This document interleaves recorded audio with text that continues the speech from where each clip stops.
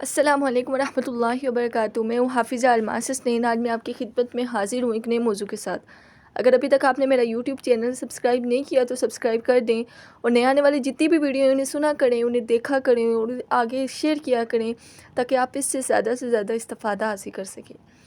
آج کا میری ویڈیو کا موضوع ہے وہ ہے کہ سوال تھا کہ کیا ہم منگیتر کے ساتھ گھومنا پھرنا، کیا منگیتر کے ساتھ گھوم سکتے ہیں، منگیتر کے ساتھ پھر سکتے ہیں۔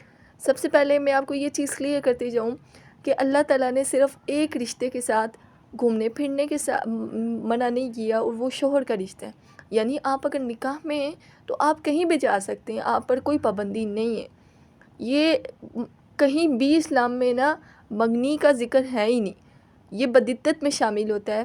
میں نے پہلے بھی یہ ویڈیو بدعت پہ بنائی گئی ہے کہ اور پوری ڈیٹیل سے ویڈیو بنائی ہے، تو آپ پہلے اس کو جا کے سنیں، پھر یہ والی ویڈیو سنیے گا کہ بدعت ہوتی کیا ہے۔ منگیتر کے ساتھ گھومنا بدعت ہے، یعنی اس کا شریعت میں، حدیث میں کہیں بھی ذکر نہیں ہے کہ آپ انگوٹھی پہنائیں۔ ہمارا تو اسلام میں صرف نکاح کے بارے میں کہا گیا ہے، باقی جتنی بھی فضول رسمات ہم اپناتے ہیں اسے بدعت کہا جاتا ہے۔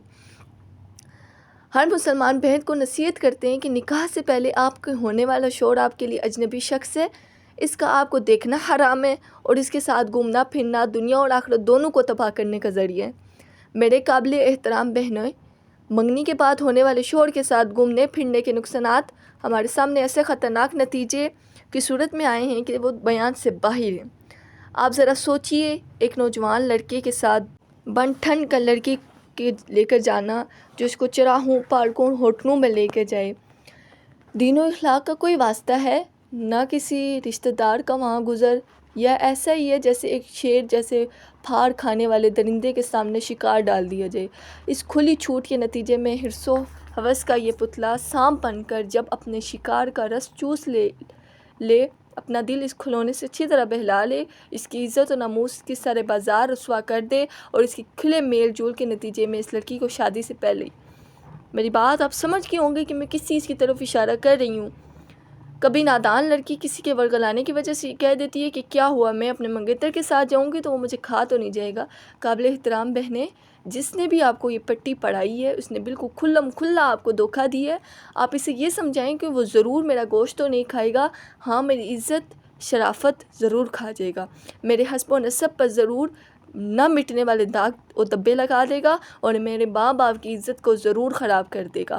اس لیے کہ اس کھلم کھلا بے حیائی کے نتیجے میں بہت سے شریف خاندانوں کی عزت ملیہ میٹ ہو گئی۔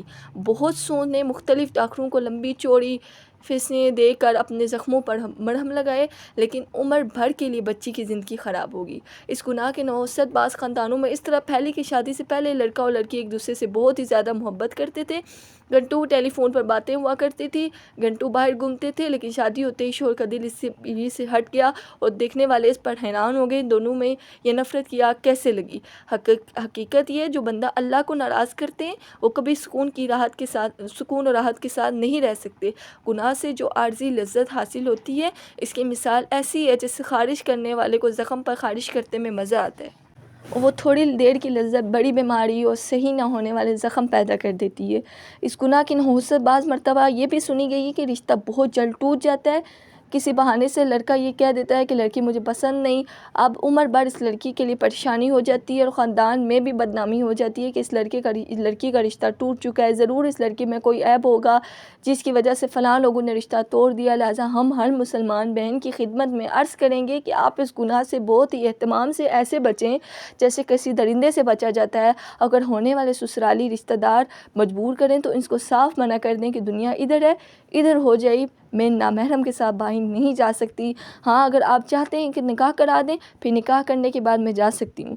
اس طرح شادی سے پہلے ہونے والی شوہر سے فون پر بھی بالکل بات نہ کیجیے۔ پہلے فون پر بات شروع ہوگی، پھر روبرو بات ہوگی، پھر اٹھنا بیٹھنا، پھر گھومنا پھرنا، اور پھر برائی کی دوسری راہیں ہموار ہوتی جائیں گی۔ آپ ان باتوں سے بچنے کا ارادہ تو کیجیے، اللہ آپ کی ضرور مدد فرمائیں گے انشاءاللہ۔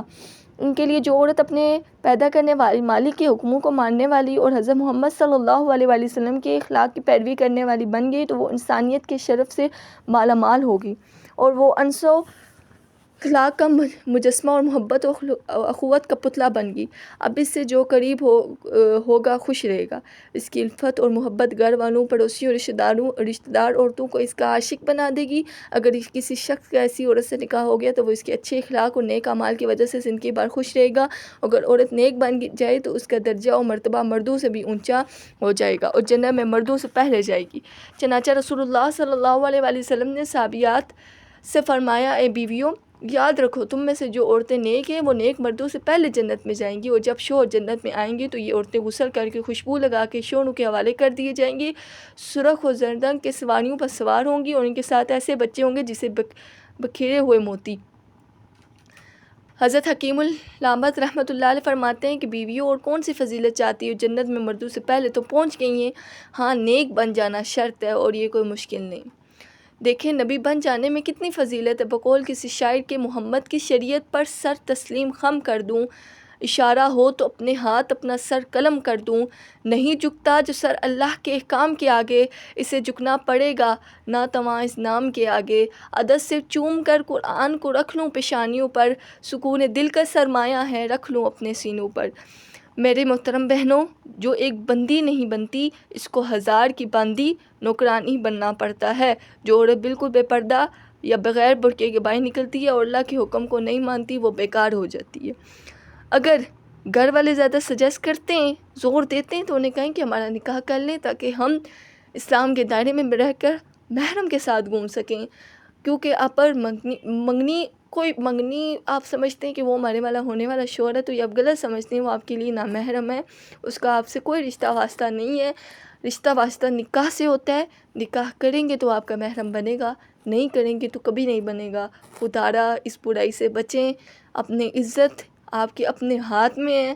ہم صرف آپ کو بتا سکتے ہیں، سمجھا سکتے ہیں، ایسے بیانات دے سکتے ہیں، ہم شریعت سے کچھ مثالیں لے سکتے ہیں، آپ اپنی عقل پہ ڈیپینڈ کرتا ہے کہ آپ ہماری باتوں کو کس لائن کس وے میں لے کے جاتی ہیں۔ امید کرتی ہوں آپ کو آج کی ویڈیو اچھی لگی ہوگی، انشاءاللہ دوبارہ حاضر ہوں گی نئی ویڈیو کے ساتھ، تب تک کے لیے اللہ حافظ۔